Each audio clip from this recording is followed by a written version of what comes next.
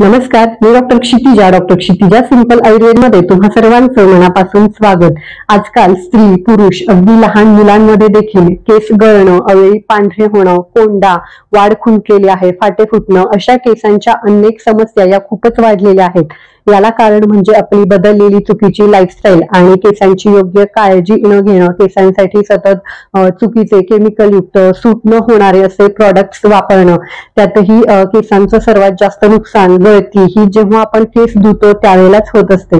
म्हणूनच केस धुताना फॉलो करायच्या 5 स्टेप्स अगदी सर्वांसाठीच उपयुक्त ठरतील। म्हणजे नेमकं कोणतं तेल, शॅम्पू कधी कसं वापरावं, केसांसाठी अतिशय उपयुक्त असा साधा सोपा घरगुती हेअर पॅक कसा बनवायचा, कसा लावायचा याची संपूर्ण माहिती आजच्या या भागामध्ये आपण पाहणार आहोत। पण त्याआधी एक छोटीशी विनंती, अजूनही चॅनल सबस्क्राईब केलेलं नसेल तर लगेच करून ठेवा, जेणेकरून नवनवीन व्हिडिओचे अपडेट्स त्वरित तुमच्यापर्यंत पोहोचत राहतील। तर त्यातील सगळ्यात पहिलं म्हणजेच शिरो अभ्यंग, केसांना तेल लावणं।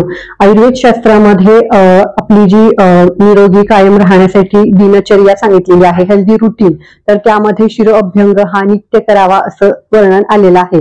शिरो अभ्यंग म्हणजे काय, तर केसांना तेल लावणं, म्हणजे केसांना फक्त असं वरून तेल फक्त बाहेरून येतं असं अजिबातच नाही, तर केसांच्या मुळाशी जी त्वचा असते, स्काल्प ज्याला म्हटलं जातं, तर तिथे आपल्या बोटांवर तेल घेऊन थोडंसं कोमट आधी करावं आणि मग छान असं 10-15 मिनिट छान असं हळूवारपणे मसाज करून तिथे तेल आपल्याला जिरवायचा। एखादं रोपटं त्याची चांगली वाढ व्हायची असेल तर त्याच्या खालची जी जमीन आहे ती आपल्याला थोडीशी भुसभुशीत करावी लागते। त्याच पद्धतीने केसांच्या मुळाशी सर्क्युलेशन चांगलं होण्यासाठी असा मसाज जो आहे तो खूप गरजेचा आहे। म्हणजे आपण चंपी ज्याला म्हणतो की भरपूर तेल लावून छान असा मसाज करणं, तो आठवड्यातून किमान एकदा तरी केला पाहिजे।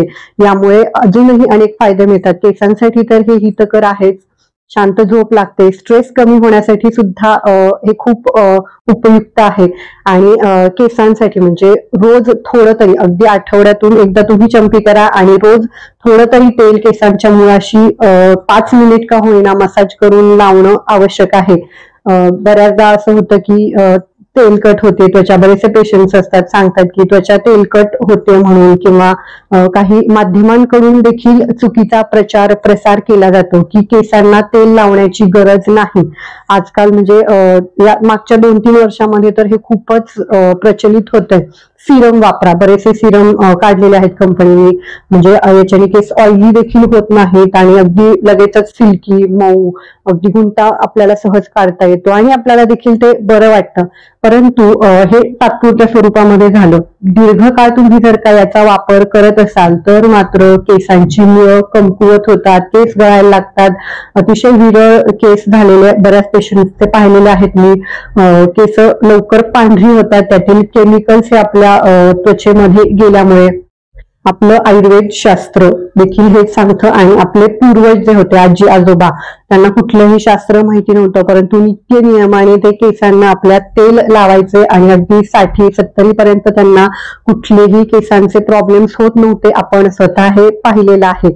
मग म्हणजे असा प्रचार का केला जातो की तेल लावण्याची आवश्यकता नाही? साधी गोष्ट आहे, जर का म्हणजे या ज्या हेअर प्रोडक्ट्स बनवणाऱ्या कंपन्या आहेत किंवा काही हेअर स्पेशलिस्ट सुद्धा, त्यांच्याकडे पेशन्स वाढावे म्हणून हे करू शकतात की आपण जर का केसांना तेल लावलं, आपलं जे रुटीन, आपलं पूर्वापार जे चालू आलेलं आहे, केसांसाठी वापरत आलेलं आहे, ते प्रोडक्ट्स आपण नाही वापरले, हे केमिकलयुक्त प्रोडक्ट्स वापरले तर आपल्या केसांच्या समस्या वाढणार आहेत आणि त्यांचा खप, त्यांचं मार्केट जे आहे ते देखील वाढणार आहे। त्यामुळे ही साधी गोष्ट आपण लक्षात घेतली पाहिजे। नेमकं कोणतं तेल वापरायचं, तर केसांसाठी सर्वश्रेष्ठ तेल हे खोबरेल तेल सांगितलेलं आहे। थोडंसं कोमट करून केसांसाठी वापरा किंवा त्यामध्ये थोडंसं बदामाचं तेल मिक्स करून, कधीतरी थोडंसं एरंड तेल मिक्स करून असं वापरू शकता।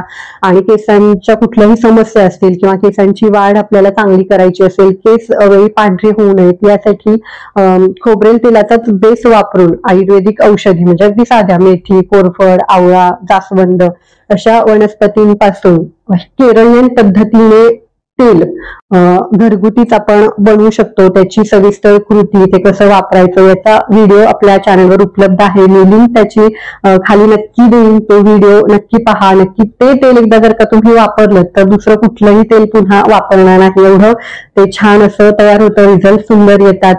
तेल लावल्यानंतर 10 मिनिट 15 मिनिट फक्त केस लगेच विंचू नका. थोडंसं बोटाने त्यातला गुंता जो आहे तो काढा. केसांना छान सेट होऊ द्या, मगच केस विंचरा. दुसरं म्हणजे केसांसाठी हेअर पॅक जो आपण आठवड्यातून एकदा तरी केलंच पाहिजे. तर त्यासाठी केस धुण्याआधी साधारण अर्धा ते 1 तासभर तरी कोरफड जेल किंवा फ्लॅक्सीड जवसाचं जे जेल आहे ते अगदी म्हणजे सेक्शन करून मेहंदी जशी आपण लावतो केसांच्या मुळापासून ते शेंड्यापर्यंत आपल्याला व्यवस्थित लावून नंतर पॉलिथिनची वगैरे एखादी कॅरी बॅग असेल त्याच्याने आपले केस जे आहेत ते पूर्णपणे झाकून ठेवायचे आहेत. याच्याने आपले जे केस आहेत ते अतिशय मऊ, दाट, चमकदार होतात. गुंता कमी होतो केसांमध्ये, वाढ अगदी चांगली होते. कोरफड जेल आणि हे दोन्ही आपण घरी सहजच बनवू शकतो. कोरफडचा जो गर आहे तो मिक्सरला बारीक करून त्यामध्ये एखादी व्हिटॅमिन ई ची कॅप्सूल उपलब्ध होत असेल तर ती टाकून वापरा. अजून जास्त चांगले रिझल्ट मिळतात. जवसाचं जेल बनवण्यासाठी 2 ते 3 चमचे किंवा पाव कप एवढे जवसाचे बी आणि त्यामध्ये 3 ते 4 कप पाणी टाकून ते 10 मिनिट छान असं ढवळत ढवळत त्याचं जेल तयार करायचं आहे. कापडाने ते गाळून घ्या आणि ते जेल वापरा. कोरफड ही थंड गुणाची आहे, त्यामुळे ज्यांना पित्त उष्णतेचा त्रास आहे, उन्हाळा आहे, त्यांनी याचा वापर करावा. थंडीचे दिवस आहेत किंवा कोणाला सायनस कफाचा वगैरे त्रास आहे तर अशांसाठी जवसाचं जेल हे उपयुक्त ठरतं. तिसरं म्हणजेच केसांसाठी वापरणारा शॅम्पू जो आहे तो नेहमी माइल्ड हर्बल, पॅराबेन, सल्फेट अशा घातक केमिकल्स पासून विरहित असावा. ज्या शॅम्पूचा खूप जास्त फेस होतो असा हार्श शॅम्पू कधीही केसांसाठी वापरू नये. त्यामुळे होतं काय की आपल्या केसांच्या मुळाशी, त्वचेमध्ये केसांच्या वाढीसाठी आवश्यक असं तेल असतं, ते आवश्यक तेल सुद्धा यामुळे काढून टाकलं जातं. परिणामतः तिथली जी त्वचा आहे ती कोरडी पडते आणि त्यामुळेच मग केसांना खाज येते, कोंडा होतो. परिणामतः केस गळायला लागतात, केस पांढरे होतात. त्यातही कुठलाही शॅम्पू वापरत असताना डायरेक्टली कधीही केसांना लावू नका. थोडंसं मग मध्ये तांब्यामध्ये पाणी घ्या आणि त्यामध्ये तो शॅम्पू मिक्स करा आणि मगच केसांसाठी वापरा. त्यातही सर्वात बेस्ट शॅम्पू कोणता म्हटलं तर आवळा, रिठा, शिकेगई यांची समप्रमाणामध्ये पावडर चांगल्या विश्वसनीय दुकानामधून आणा. त्याचे बी डायरेक्टली वापरू शकतो पण ती थोडीशी किचकट प्रोसिजर होते, म्हणून चांगल्या दुकानातून त्याची पावडर आणा. समप्रमाणामध्ये ती मिक्स करा. त्यामध्ये थोडंसं वासासाठी नागर मोथाचं चूर्ण देखील टाकू शकता. हे कोरडं मिश्रण एका बरणीमध्ये भरून ठेवा. जेव्हा केस धुवायचं असतील त्यावेळेला काय करायचं, एक अर्धी ते 1 वाटी कडकडीत गरम पाणी, त्यामध्ये 1 ते 2 चमचे म्हणजे केसांच्या तुमच्या लांबीनुसार याचं प्रमाण ठरवावं. ते मिक्स करून 10 मिनिट झाकून ठेवा आणि तेच मिश्रण जे आहे ते केस धुण्यासाठी वापरावं. खूप सुंदर असे रिझल्ट मिळतात. केसांच्या समस्या आपल्याला कधीही आयुष्यामध्ये होत नाहीत. अगदी शक्य नसेल तर थोडेसे माइल्ड जे शॅम्पू आहेत, पतंजलीचा मिल्क प्रोटीन किंवा काही मेडिकेटेड शॅम्पू, सिबामेटचे असतील किंवा किटोनॅझॉल म्हणून एक येतो किटोफ्लाय नावाने, तर तो कोंडा कमी करण्यासाठी, केसांमध्ये गुंता होऊ नये यासाठी उपयुक्त आहे, तर ते वापरू शकता. चौथा अतिशय महत्वाचा मुद्दा म्हणजे की केस धुण्यासाठी पाणी जे वापरणार आहोत तर ते कोमट असावं किंवा नॉर्मल टेम्परेचरचं असावं. आयुर्वेद शास्त्रामध्ये देखील सांगितलेलं आहे की ऊर्ध्व जत्रुगत या भागामध्ये आपल्या मेंदूच्या, डोळ्यांच्या पेशी असतात ज्या अतिशय नाजूक असतात. त्यांना खूप जास्त तुम्ही कडकडीत असं गरम पाणी वापरत असाल तर इजा पोहोचू शकते. केसांची मुळं सुद्धा त्यामुळे कमकुवत होतात. केस मुळापासून अगदी तुटू लागतात.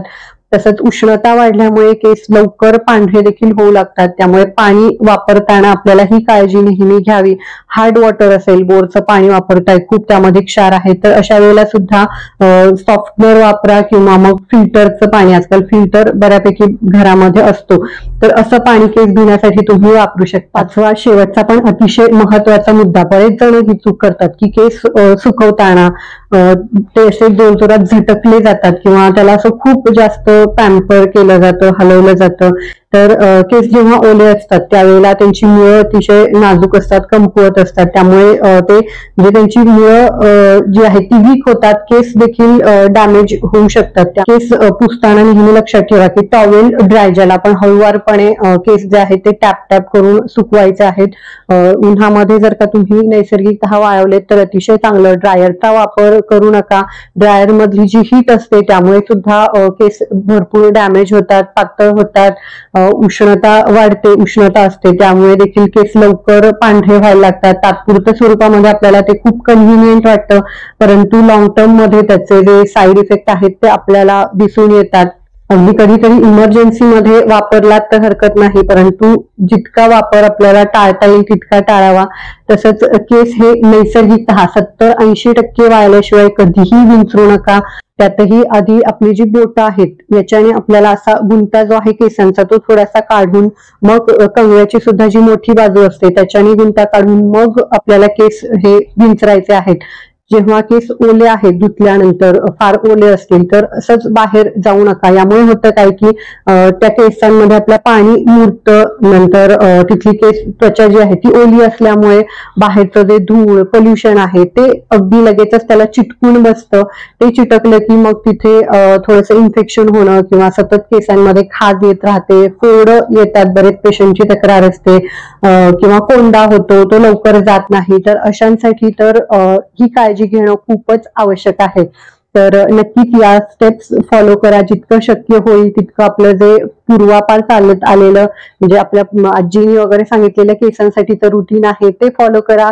नक्कीच तुमचे जे दाट, निरोगी, मजबूत, चमकदार होतील, काळेभोर देखील राहतील.